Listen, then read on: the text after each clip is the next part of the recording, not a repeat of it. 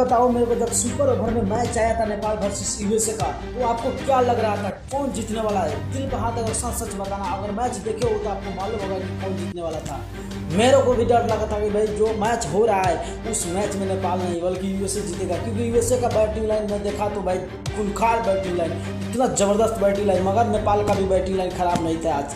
नेपाल का भी batting line देखा जाए तो बहुत अच्छा था। मगर आज का मैच का अगर मैं किसी को हीरो मानता हूँ तो सोमपल कामी को हीरो मानता हूँ, क्योंकि सोमपल कामी के वजह से आज नेपाल क्रिकेट ने मैच जीता है। मगर रोहित पौडेल का मैं एक गलती बोलूँगा कि भाई आप जो अगर बॉलर आपको बैटिंग यानी कि विकेट निकाल दे रहा है उसको आपको बैटिंग देना, बॉलिंग देना चाहिए। क्यों?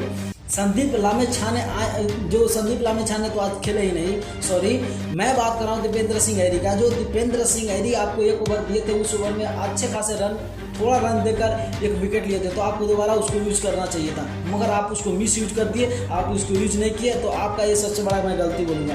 और आप कुशल भुरतेल को भी बॉलिंग नहीं दिया, ये भी मैं सबसे बड़ा गलती आपको बोलूँगा। क्योंकि अगर आप कुशल भुरतेल को बॉलिंग देते तो शायद कुछ कर पाते हैं कि लेग स्पिन बॉलिंग कराते हैं और अच्छा बॉलिंग भी फेंकते हैं, ऑलराउंडर है, तो आप उसको बॉलिंग देना चाहिए, उसमें भी आजमाना चाहिए। चलिए कोई बात नहीं, मैच तो जीता, मगर आपको अगला बार से गलती नहीं करना है रोहित पौडेल जी को। और आपको जो मैच चल रहा है उसी तरह आपको अपना जो बैटिंग लाइन है उसी तरह पटाते रहिए। आपका जो मैच है वो लगता है जीत हासिल होता ही रहेगा। चलिए भाई, मिलता हूँ में। जय हिंद, जय नेपाल।